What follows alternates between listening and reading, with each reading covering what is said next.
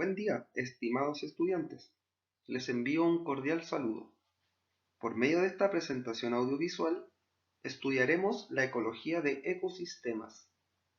Para comenzar, debemos hacernos la pregunta sobre ¿qué es un ecosistema?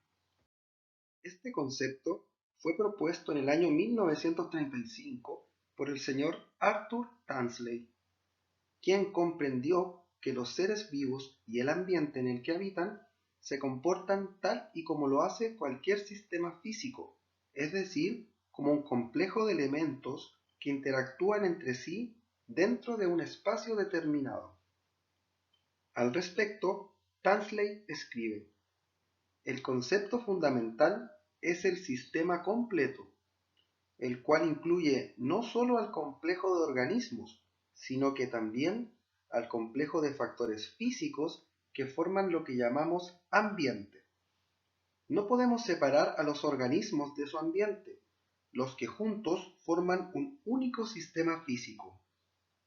Por lo tanto, de la frase anterior, podemos concluir que un ecosistema está conformado por dos componentes: la biocenosis, donde se incluye a todos los seres vivos, plantas, animales, hongos, bacterias.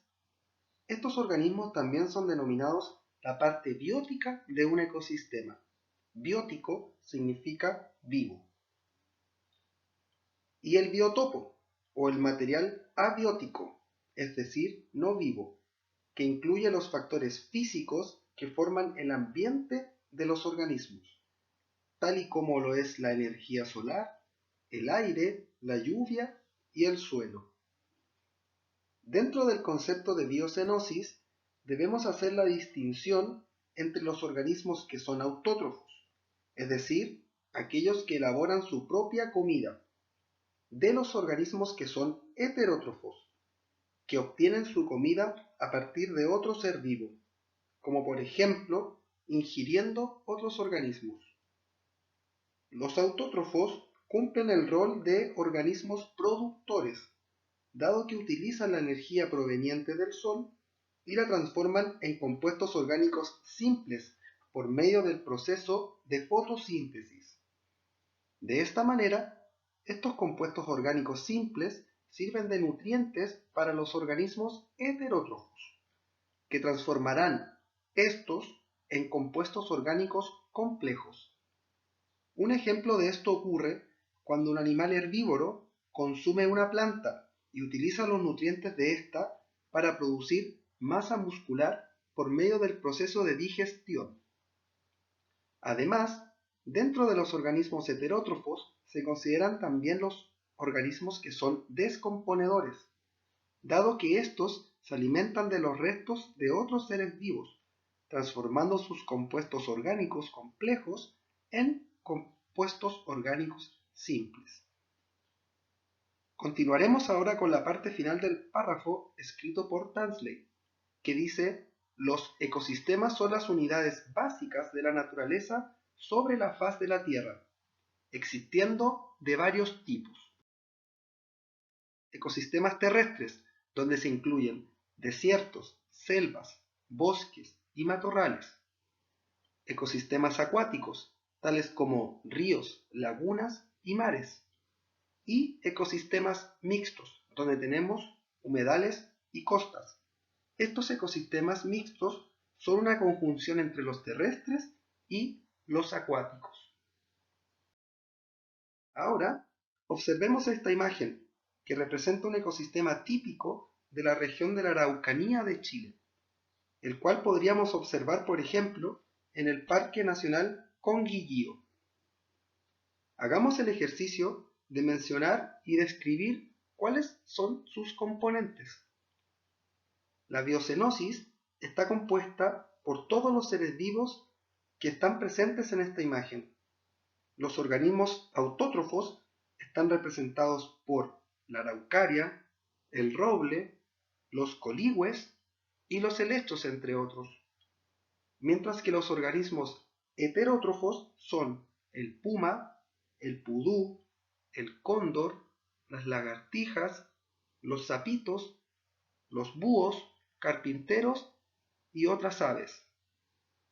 El biotopo se compone de todos los factores físicos que forman el ambiente de los seres vivos que aquí observamos: la laguna, el aire, las nubes, el suelo, la roca en la que está parado el puma.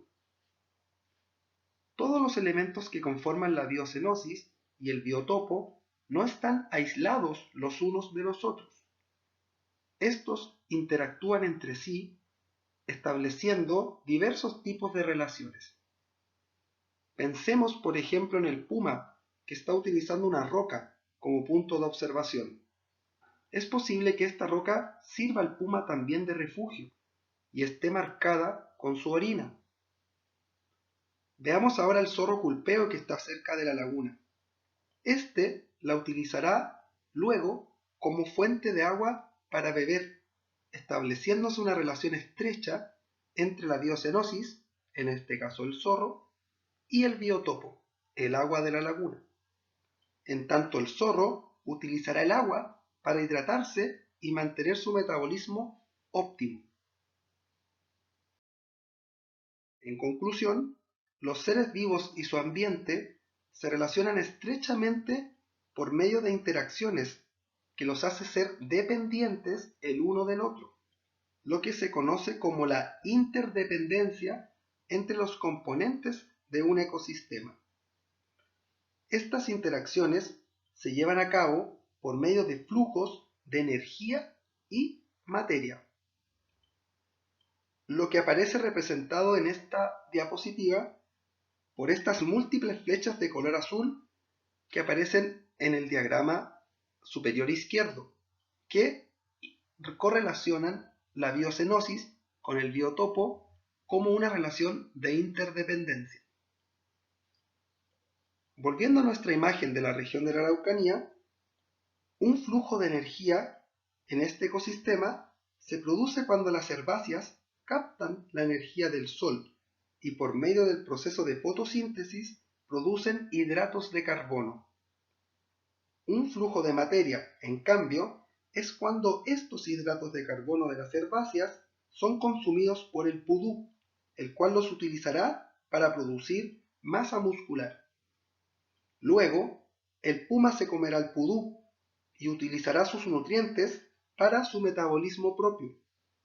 Finalmente, cuando el puma muere, los nutrientes de su cadáver servirán de alimento para organismos descomponedores. De esta manera es como fluye la energía y la materia en un ecosistema, reflejando las relaciones de interdependencia entre biocenosis y biotopo, entre el organismo y su ambiente. Esto nos permite concluir que un ecosistema no se define solo por los seres vivos y los factores físicos que lo componen, sino que también considera las estrechas relaciones de interdependencia entre ambos componentes. Ahora, volvamos a centrar nuestra atención en este párrafo que utilizaremos como la conclusión final de lo que es un ecosistema. Los ecosistemas son un sistema natural complejo y abierto, formado por un conjunto de organismos vivos interdependientes, biocenosis, y el medio físico o ambiente, biotopo, en el que interactúan. Ambos componentes se relacionan por medio de flujos de materia y energía. ¿A qué se refiere el párrafo anterior con que los ecosistemas son un sistema abierto?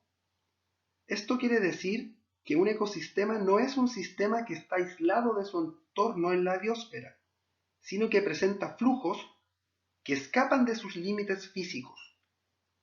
Esto nos quedará más claro a continuación.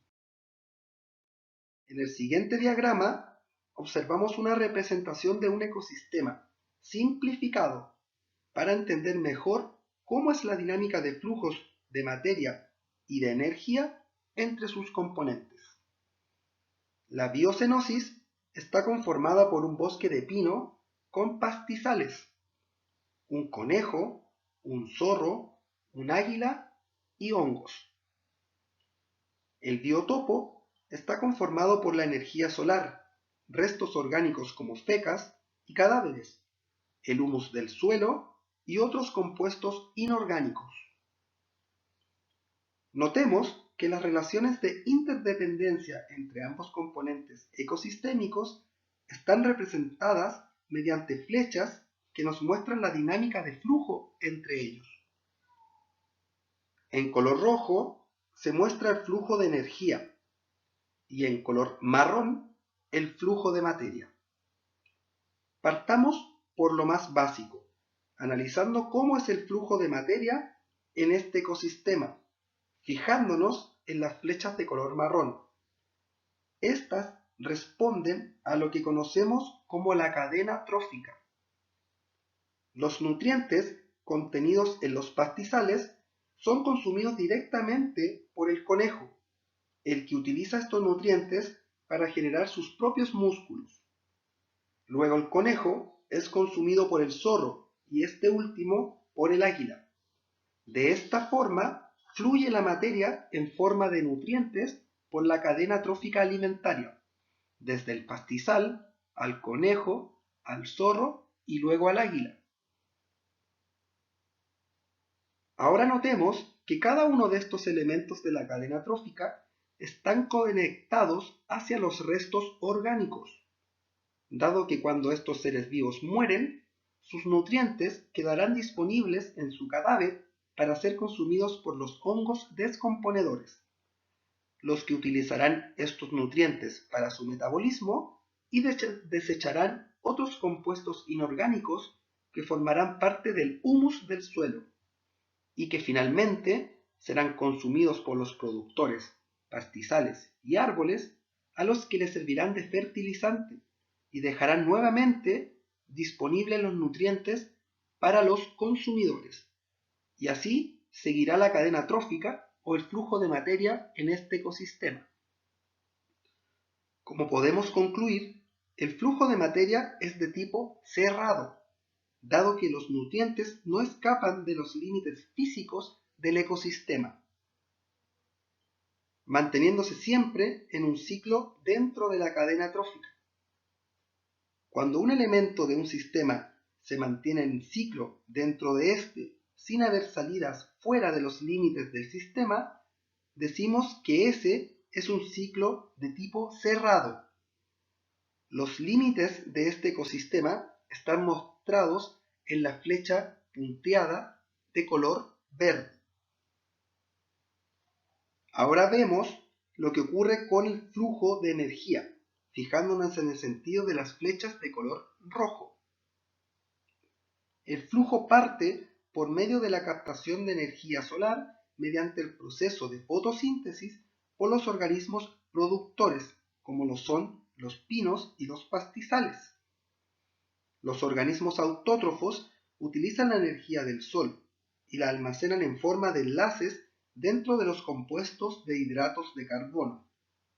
Sin embargo, una gran parte de esta energía captada por la planta es utilizada por ella misma para suplir las necesidades energéticas de su metabolismo propio, teniendo como resultado la producción de calor y escape de éste hacia fuera de los límites del ecosistema, lo que aparece representado por la flecha de color rojo vertical que sale del recuerdo de los productores y representa el calor metabólico que es cedido al medio.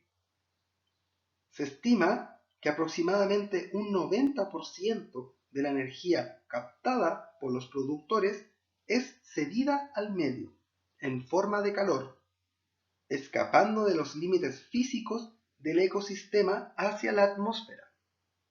Así, tan solo un 10% de la energía total captada por los productores queda disponible para los consumidores herbívoros, los que a su vez utilizarán también gran parte de esta energía en suplir sus necesidades metabólicas, teniendo como principal producto el calor, que será cedido al medio.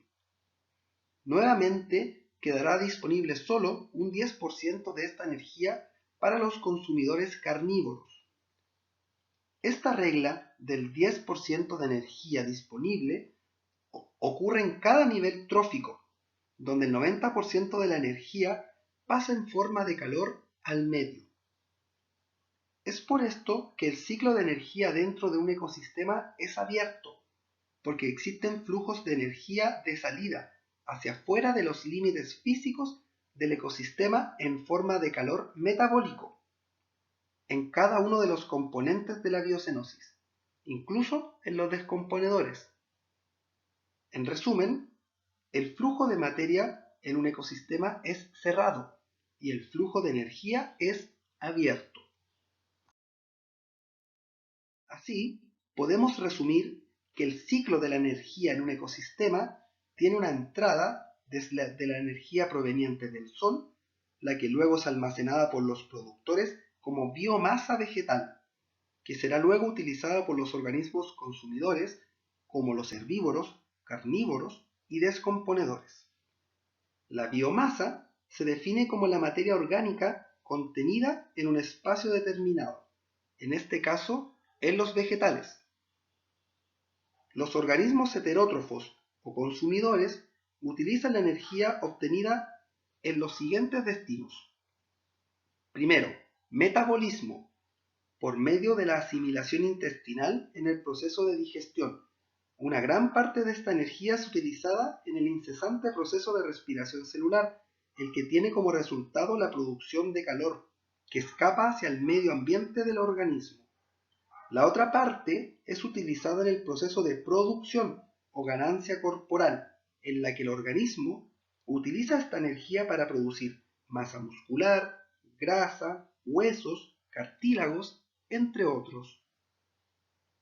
El otro destino que tiene la energía obtenida es en desechos, tales como heces, orina y metano. Así, del total de alimentos ingeridos por un organismo herbívoro, como este ciervo de la imagen, solo un 75% de estos es energía que podrá ser digerida, mientras que el 25% restante pasa a ser directamente heces.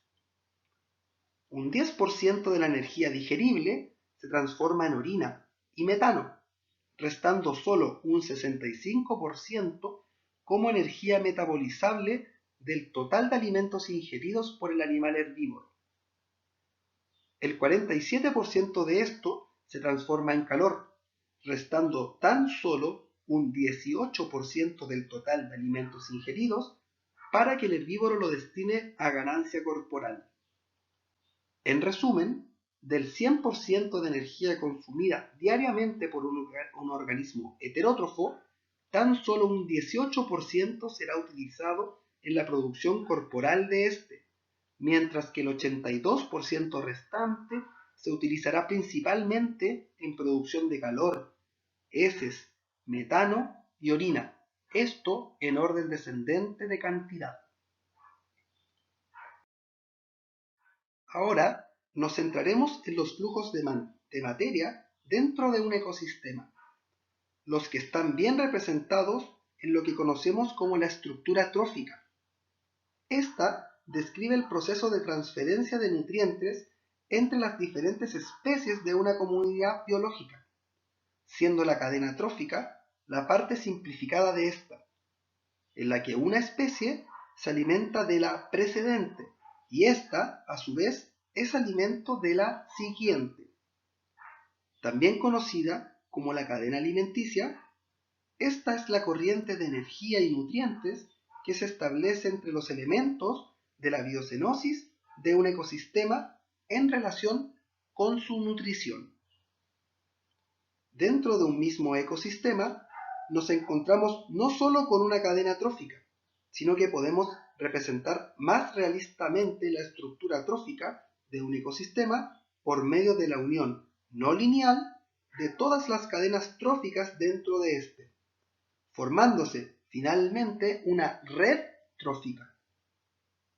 Observemos el lado izquierdo de este diagrama, en el que se muestra la cadena trófica simple, formada por la madreselva, el ratón de campo y el zorro.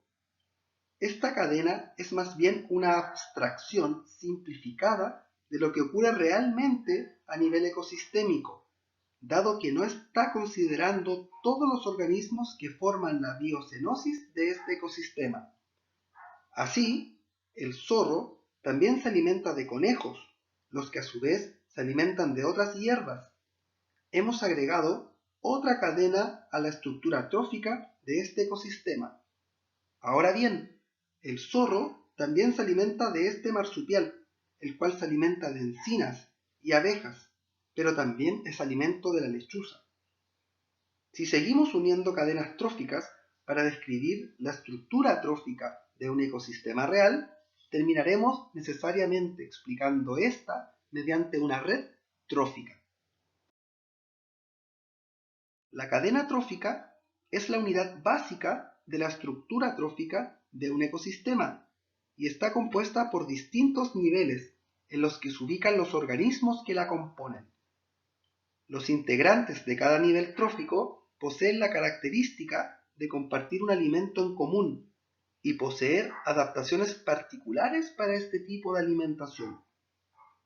Así, el primer nivel trófico de una cadena es el de los productores, el que considera a todos los organismos autótrofos como los árboles y las plantas. Luego, los siguientes niveles tróficos son los consumidores, organismos heterótrofos que se alimentan de otro organismo para obtener su energía. Dentro de los consumidores se establecen las siguientes separaciones. Consumidor primario o herbívoro, aquel que se alimenta de un productor, en este caso el grillo. Consumidor secundario o carnívoro primario, aquel que se alimenta de un herbívoro, en este caso el roedor.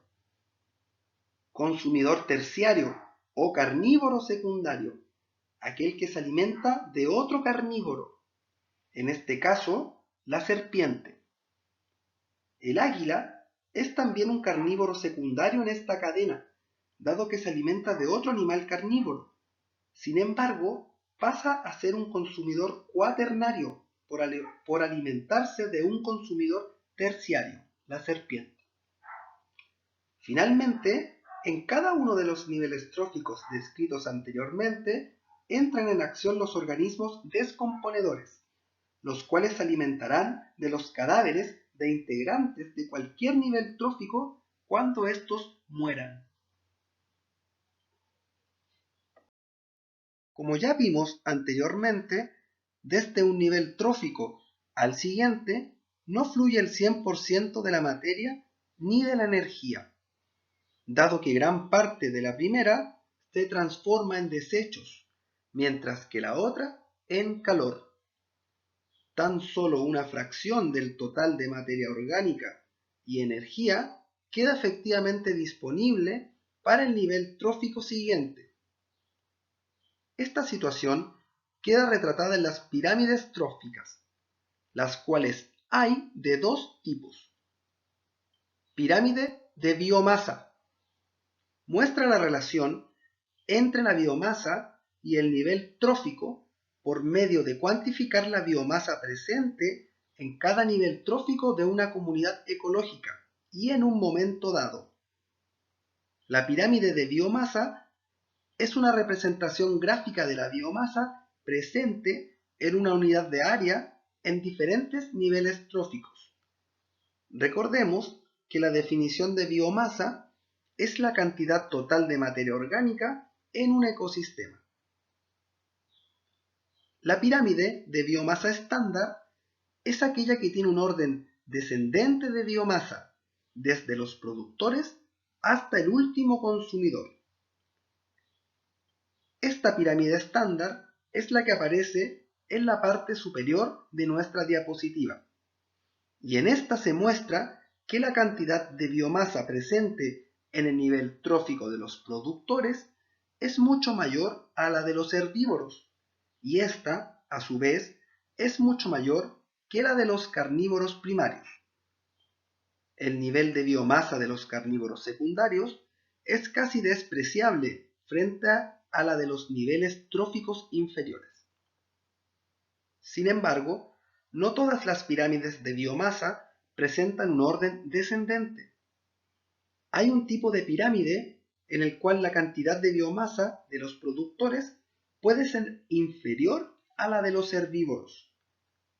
Esto ocurre, por ejemplo, en ecosistemas de bosque de pino, donde carecemos de herbáceas a nivel de suelo, dada la acidificación de este por las acículas del pino.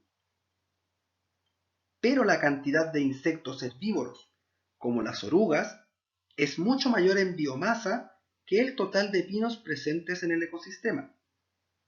En este caso, la forma de la pirámide de biomasa queda retratada en la figura inferior, donde el primer nivel trófico es mucho menor que el de los consumidores primarios herbívoros.